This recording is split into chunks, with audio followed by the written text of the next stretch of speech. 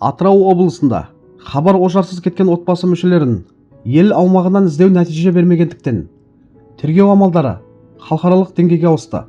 Бұл туралы Алаш.кз сайты хабарлайды.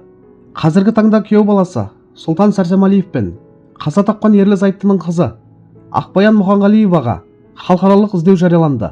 Тергеу нұсқасы бойынша Сәрсемәлиев бұл істегі негізгі күдікті ретінде қарастырылып отыр.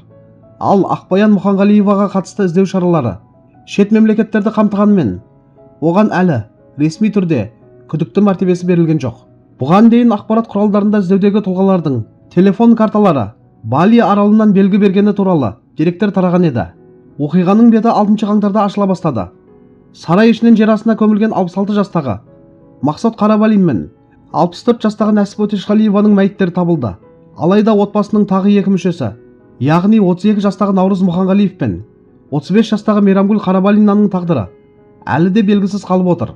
Қадірлі көрермендер, бұл істің халықаралық деңгейге шығуы жағдайдың қаншалықты күрделі екенін аңғартады. Елдің ішінде іздеу нәтижесі бермеген соң, басқа мемлекеттерді қамту тергеу үшін логикалық қадам шығар.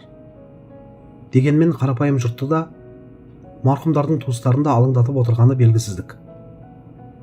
Бір жағынан 2 адамның мәйіті табылып, қылмыстың болғаны анықталса, екінші жағынан тағы 2 отбасы мүшесінің тағдыры беймәлім күйде қалып отыр.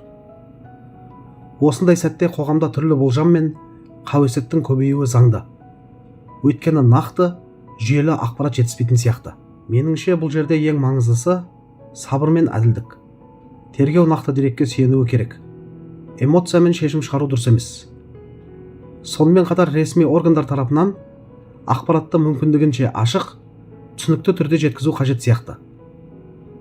Сонда ғана халықтың сенімі сақталады. Ең бастысы, кінәлі болса, заң алдында жауап берсін. Ал жоғалған адамдардың тағдыры толық анықталып, шындықтың беті ашылса екен деген тілек бар.